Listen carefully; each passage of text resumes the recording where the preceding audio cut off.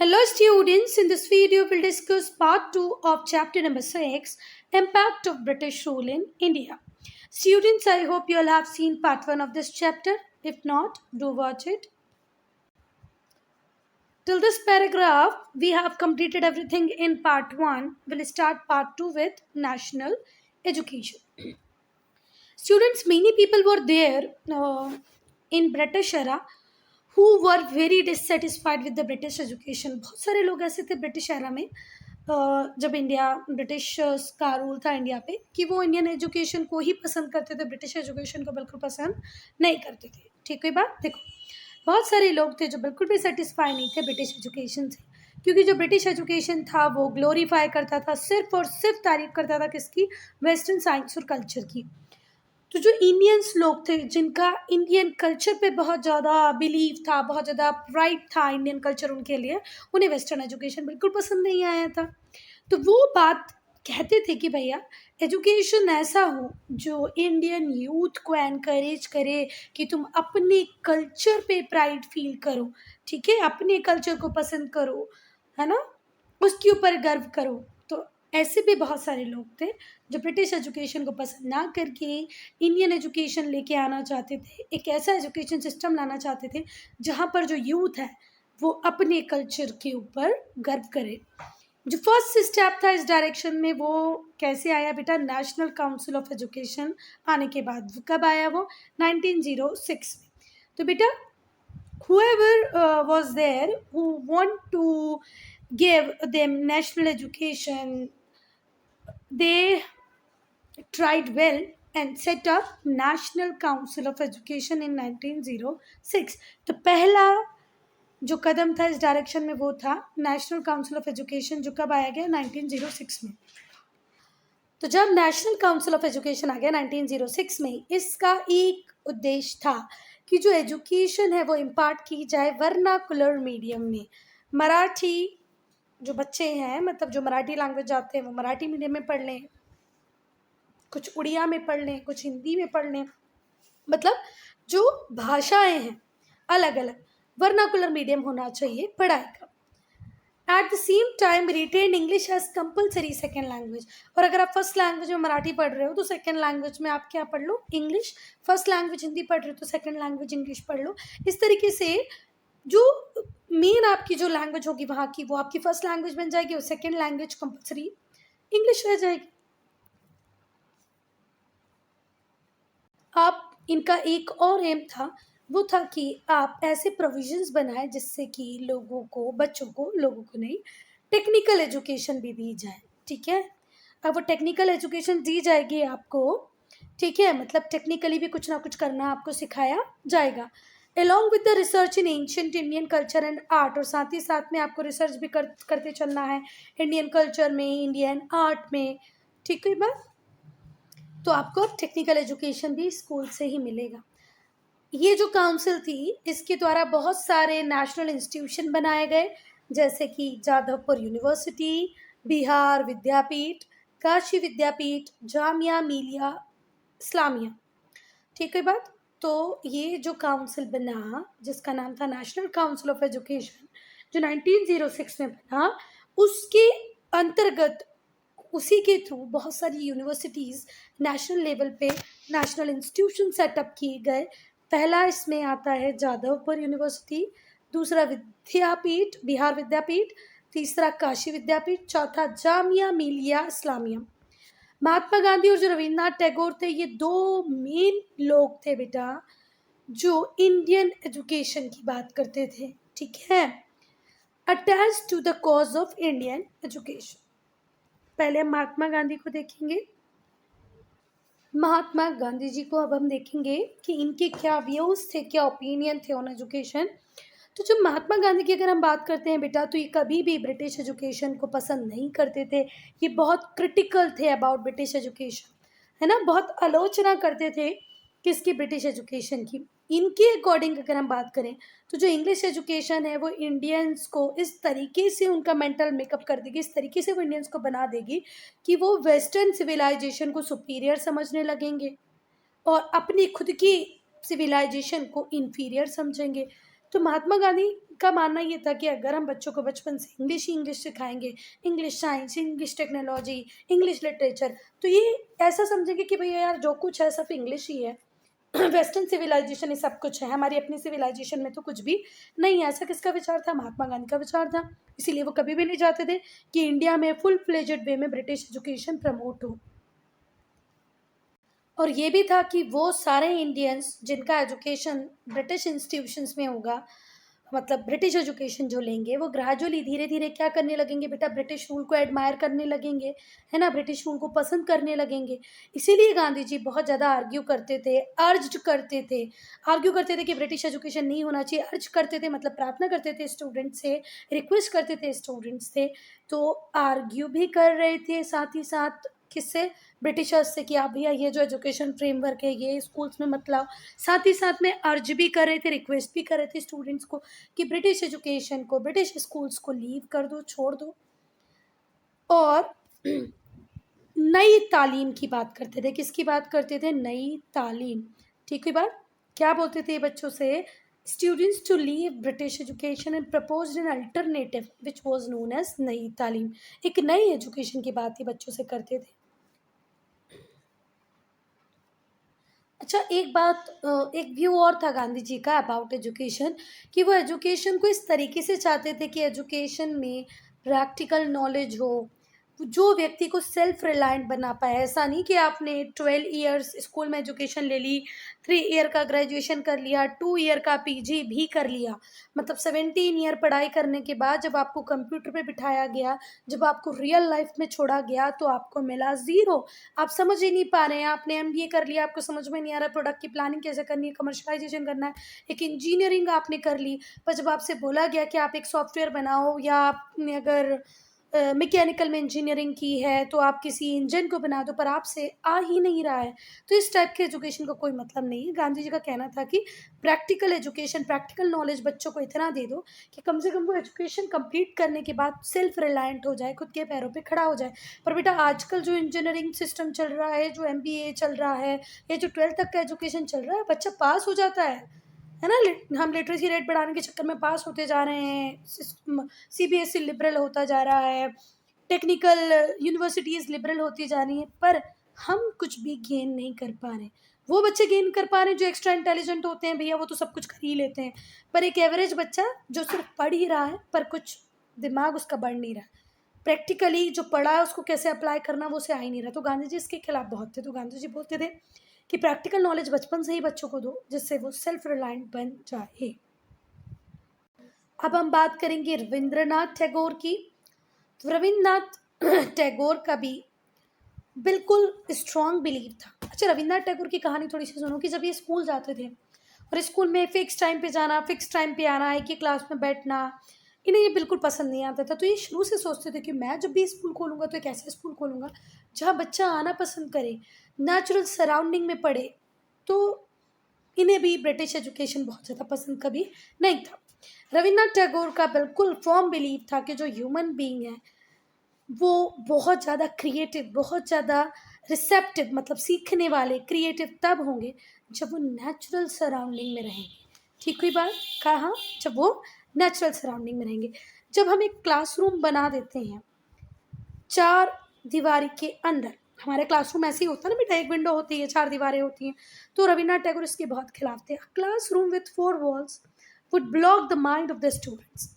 ये बोलते थे कि जैसे 4 दीवारी में ब्लॉक कर दिया बच्चे को, ऐसे ही बच्चे का दिमाग भी अपने आप ब्लॉक हो जाता है, ब्लॉक हो जाता है। तो नेचुरल सराउंडिंग में बच्चे को ले जाके पढ़ाया जाए, ये कौन बोलते थे? Tagore. Tagore open an educational institution. Tagore ने एक अपना एजुकेशनल इंस्टीट्यूशन खोला जिसका नाम था शांति निकेतन। कब खोला बेटा? 1901 में। कब? 1901 में, जिससे बाद में कहा गया central university and was named as Vishwa Bharati. Shanti Niketan जो 1901 में रविन्द्रनाथ ने खोला, आज उसका नाम क्या है? विश्व भारती। ये एक सेंट्रल यूनिवर्सिटी बन गया है। अब हम देखेंगे विलियम कैरी को। विलियम कैरी कौन थे बच्चा? एक स्कॉटिश मिशनरी थी जो इंडिया में आई। कब आई? 1793 में। तो विलियम कैरी कौन थे? स्कॉटिश मिशनरी जो आई बेटा कहाँ आई, इंडिया में आई, कब आई, 1793 में आई। He settled in a Danish colony at Shrirampur, Shrirampur में ये सेटल हो गए। श्रीरामपुर कहाँ पर है बच्चा, कलकत्ता के पास है। और उन्होंने वहाँ पर क्या स्टार्ट किया, श्रीरामपुर मिशन। 1880 में श्रीरामपुर कॉलेज ओपन किया। He also started a printing press, इन्होंने एक प्रिंटिंग प्रेस भी स्टार्ट कर दी 1800 में। जो प्रिंटिंग प्रेस थी उसने फर्स्ट प्रिंटेड बंगाली ट्रांसलेशन निकाला, किसका, न्यू टेस्टामेंट का। बेटा बाइबल दो पार्ट्स में मिलेगी आपको, एक है ओल्ड टेस्टामेंट, एक है न्यू टेस्टामेंट। तो इन्होंने जो न्यू टेस्टामेंट थी उसका बंगाली ट्रांसलेशन किया और उसकी कॉपी बंगाली में कहाँ पर, इंडिया में प्रिंट की। ठीक है, प्रिंटिंग प्रेस कब इस्टेब्लिश की उन्होंने, 1800 में। ठीक है, श्रीरामपुर मिशन स्टार्ट किया है इन्होंने। 1880 में श्रीरामपुर कॉलेज ओपन किया और 1800 में इन्होंने क्या किया बच्चा, प्रिंटिंग प्रेस लगा दी जिसने न्यू टेस्टामेंट का बंगाली में ट्रांसलेशन किया। Now impact of transport and communication. Impact of transport and communication, अब हम देखेंगे ट्रांसपोर्ट और कम्युनिकेशन का क्या प्रभाव पड़ा, इम्पैक्ट आया। ठीक है, जब ब्रिटिशर्स इंडिया में नहीं आए थे तो हमारे इंडिया में चलती थी बैलगाड़ी, कैमल, पैक एनिमल्स। ठीक है, इन्हें हम यूज़ करते थे किसकी तरह, ट्रांसपोर्ट के मीन्स की तरह। हॉर्स राइडिंग भी हुआ करती थी ना, हम लोग देखते हैं कि महाराणा प्रताप का घोड़ा था, है ना, चेतक की बात हमने सुनी है। तो घोड़े के ऊपर, बैलगाड़ी के ऊपर, कैमल मतलब ऊँट के ऊपर, हम इनके ऊपर ट्रैवल करते थे, ट्रांसपोर्ट का ही मीन्स थे। ब्रिटिशर्स को चाहिए थे faster means of transport and communication, पर इन सबसे सेटिस्फाई नहीं थे ब्रिटिशर्स, वो चाहते थे कि फास्टर मीन्स ऑफ ट्रांसपोर्ट और कम्युनिकेशन मिले। ठीक है, अब क्यों, क्योंकि उन्हें रॉ मटेरियल पहुंचाना था, रॉ मटेरियल प्रोड्यूसिंग एरिया से कहाँ तक, पोर्ट तक। देखो पोर्ट में वो रॉ मटेरियल को रखेंगे भले वो कॉटन हो, सिल्क हो, जूट हो, इंडिगो, और कहाँ पहुंचा देंगे, इंग्लैंड, जहाँ पर उन्होंने बड़ी बड़ी मशीनरी बना रखी है, फैक्ट्रीज बना रखी हैं, इंडस्ट्रीज बना रखी हैं। उनको रॉ मटेरियल वो इंडिया से पहुंचा रहे थे, तो इंडिया से रॉ मटेरियल कोई पोर्ट पे तो अवेलेबल नहीं था बेटा। जैसे सपोज करो एमपी में कोई अवेलेबल है रॉ मटेरियल, तो एमपी में तो पोर्ट नहीं है ना, तो वो एमपी से गुजरात तक पहुंचे, एमपी से मुंबई तक पहुंचे, इसके लिए उन्हें चाहिए थी better transport, faster means of transport. अब बेटा जो हमने रॉ मटेरियल, हमारे इंडिया से रॉ मटेरियल जो पोर्ट के थ्रू इंग्लैंड पहुंचा, ये पोर्ट के थ्रू इंग्लैंड जब पहुंच गया तो इंग्लैंड में उससे बना फिनिश गुड वो भी तो वापस इंडिया आएगा ना, तो वो इंडिया वापस आया। ठीक हुई बात, फिर से सुनो, इंडिया से जो भी यहाँ के पोर्ट के थ्रू कहाँ पहुँचा मटेरियल, इंग्लैंड पहुँचा, रॉ मटेरियल यहाँ से भी पहुँचा। अब ये इंग्लैंड में रॉ मटेरियल के ऊपर प्रोसेसिंग हुई, फिनिश गुड बन गया, शुगर से शुगर केन बन गया, कॉटन से कॉटन क्लॉथ बन गया।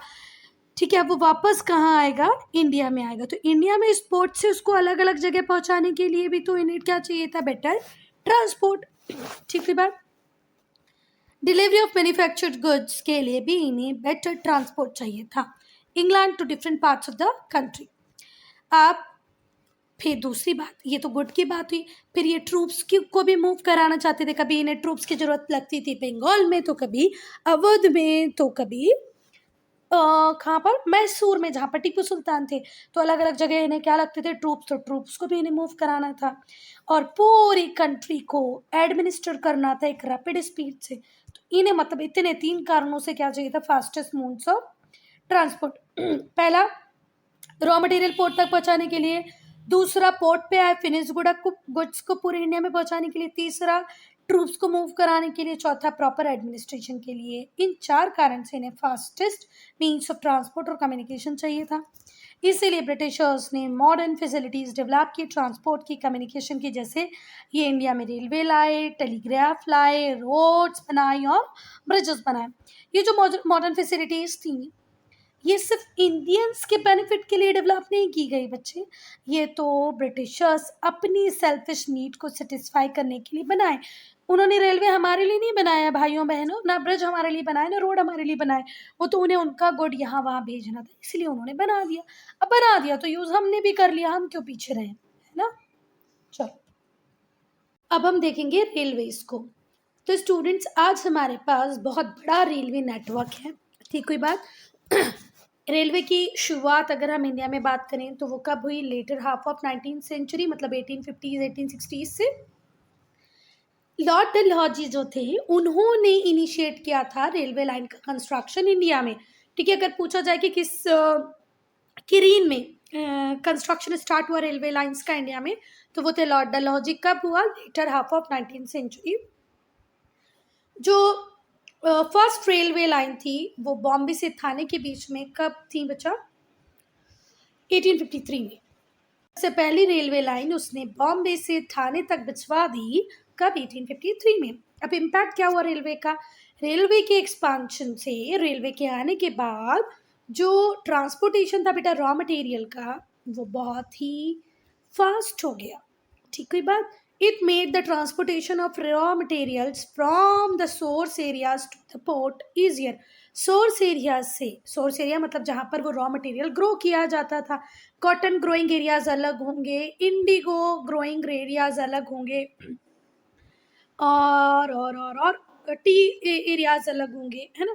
तो वो जो भी सोर्सेस था, जो सोर्स एरिया था जहाँ पर भी रॉ मटेरियल ग्रो कराया जा रहा था, वहाँ से अब इजीली उसको कहाँ तक लेके आया जाने लगा बेटा? पोर्ट्स तक लेके आया जाने लग गया। ठीक है बात। सो ट्रांसपोर्टेशन आसान हो गया रॉ मटेरियल का सोर्स एरिया से पोर्ट तक। फिर इसका उल्टा, अभी रॉ मटेरियल क्या था, अब क्या आएगा? Finished goods. It facilitate the transport of manufactured goods to distant market. अब आपके पास जो भी मैन्युफैक्चर्ड गुड है या ब्रिटेन से जो मैन्युफैक्चर्ड गुड आया उसको आप दूर दूर तक फैला सकते हैं, दूर दूर तक सेल आउट कर सकते हैं। तो अब मैन्युफैक्चर्ड गुड्स को भी डिस्टेंट मार्केट तक पहुंचाया जाने लगा। फिर ट्रूप्स की मूवमेंट क्विक हो गई। ठीक है, जब कोई भी रिवोल्ट होता, कोई भी रिबेलियन होता, तो ट्रूप्स को easily one area to another move कराया जा सकता। नवाब बंगाल से लड़ रहे हैं तो चलो बंगाल में पहुंचा दो, अवध से लड़ रहे हैं अवध पहुंचा दो, झांसी में लड़ाई हो रही है झांसी पहुंचा दो, दिल्ली पहुंचाना है दिल्ली पहुंचा दो। इससे क्या हुआ? ब्रिटिशर्स का पॉलिटिकल एडमिनिस्ट्रेशन बहुत बढ़िया स्ट्रेंथन हो गया। It strengthen the political administration unity of India. मतलब अब पूरे इंडिया को ये प्रॉपरली एडमिनिस्टर कर पा रहे थे। डिफरेंट रीजन्स को अब ये डायरेक्टली कंट्रोल कर पा रहे थे। ठीक है, अब देखो डिफरेंट रीजन डायरेक्ट कांटेक्ट में जब आ गए ना बेटा, तो जो लोग जो ब्रिटिश गवर्नमेंट कॉलोनियल सिस्टम से परेशान थे वो अपनी ग्रीवियांसेस, अपनी परेशानियों को एक दूसरे के साथ शेयर करने लगे। और जहाँ पर पॉलिटिकल एडमिनिस्ट्रेशन ब्रिटिशर्स का स्ट्रेंथन हुआ, वहीं इंडिया में भी यूनिटी आने लगी। इसके बाद जो कास्ट डिस्क्रिमिनेशन था वो इंडिया में रिड्यूस हुआ, और जो दूसरे बैरियर्स थे वो भी कम होने लग गए। आज people of different backgrounds travel together in the train. अब ट्रेन में ऐसा तो नहीं हो सकता सिर्फ ब्राह्मण ही जाएं या क्षत्रिय ही जाएं। एक साथ में ट्रेन में जब बैठ के ब्राह्मण, क्षत्रिय, वैश्य, शूद्र सब लोग जाने लग गए, तो थोड़ा सा जो डिस्क्रिमिनेशन था, कास्ट डिस्क्रिमिनेशन, वो भी कम हुआ। ब्रिटिशर्स ने रेलवेज को डेवलप किया अपने इंटरेस्ट के लिए, सिर्फ खुद के इंटरेस्ट के लिए। But they never anticipated that this development would bring people and ideas closer. पर उन्होंने कभी भी ये सोचा नहीं था, एंटिसिपेट नहीं किया था, अंदाजा नहीं लगाया था कि इससे इंडियंस को भी कुछ फ़ायदा हो जाएगा, बहुत सारे लोग साथ में आ जाएंगे, एक दूसरे के साथ आइडियाज़ को शेयर करेंगे, अपनी ग्रीवियांसेस को शेयर करेंगे। This later proved harmful for them, और बाद में ये ही रेलवे उनके लिए हार्मफुल बन गया। It played an important role in national awakening, और नेशनल अवेकनिंग में रेलवे का एक इम्पॉर्टेंट रोल था। अब बेटा इन पॉइंट्स को अगर हम एक बार और देखें तो ये हो सकता है कि रॉ मटेरियल सोर्स एरिया से पोर्ट तक इजीली पहुंच रहा, तो ये सिर्फ ब्रिटिशर्स को ही नहीं, हमारे इंडियन ट्रेडर्स को भी कई बार फ़ायदा दे रहा था। मैन्युफैक्चर्ड गुड अगर डिस्टेंट प्लेसेस पे आएगा तो भी हम इंडियंस को फ़ायदा दे देगा थोड़ा सा। ट्रूप्स के मूवमेंट, अगर ब्रिटिश ट्रूप्स इजीली मूव कर रहे हैं तो इंडियन ट्रूप्स भी, तो मतलब जो इंडियन जो भी रिबेलियन रिवोल्यूशनरीज होंगे वो भी इजीली इधर उधर जा आ पाएंगे। इंडिया में यूनिटी बढ़ गई, लोग अपनी ग्रीवियांसेस को शेयर करने लगे। ठीक है बात। और बाद में जाके ये उन्हीं के लिए हार्मफुल हो गया। Now post and telegraph. जो लॉर्ड डलहौजी थे उन्होंने पोस्ट ऑफिसेस भी बनवा दिए। Lord Dalhousie open post offices and telegraph offices at different places in India. India के डिफरेंट प्लेसेस पे पोस्ट ऑफिस, टेलीग्राफ किसने बनवाना चालू कर दिए? Lord Dalhousie. जो फर्स्ट टेलीग्राफ लाइन थी उसे ओपन किया गया Calcutta to Agra. First telegraph line कहाँ से कहाँ तक ओपन हुई? Calcutta to Agra. Mumbai to Thane railway line और टेलीग्राफ कलकत्ता टू आगरा। ये है टेलीग्राफ मशीन और ये है post office. Then roads, canals and bridges. Britishers जब तक इंडिया में नहीं आए थे तो इंडिया का रोड नेटवर्क था बहुत ही पुअर था। बहुत सारे रोड्स, बहुत सारे ब्रिजेस कब बने बेटा? ब्रिटिश रूल में बने। जब ब्रिटिशर्स इंडिया के ऊपर रूल कर रहे थे तो उन्होंने बहुत सारे ब्रिज, बहुत सारे रोड्स बना दिए। लॉर्ड डलहौजी ने CPWD सेटअप किया। CPWD डिपार्टमेंट कब? 1854 में। सेंट्रल पब्लिक वर्क डिपार्टमेंट, तो बेटा सेंट्रल पब्लिक वर्क डिपार्टमेंट कब सेटअप हुआ? 1854 में। करने वाले कौन थे? लॉर्ड डलहौजी। ये जो डिपार्टमेंट था ये रिस्पॉन्सिबल था कि ये रोड्स को, ब्रिजेस को डेवलप करेगा। This department CPWD which was opened in 1854 responsible for the development of roads and bridges। Roads बनाने, ब्रिजेस बनाना इनका ही काम था। किसने सेटअप किया? लॉर्ड डलहौजी ने। अब हम लोग देखेंगे वन वर्ड आंसर्स। तो पहला, name the council that was set up as first step in the direction of promoting national education. तो वो था नेशनल काउंसिल ऑफ एजुकेशन। क्या था बेटा? National council of education. ठीक है बात। Second, name the alternative that Mahatma Gandhi propose to British education. Nai तालीम।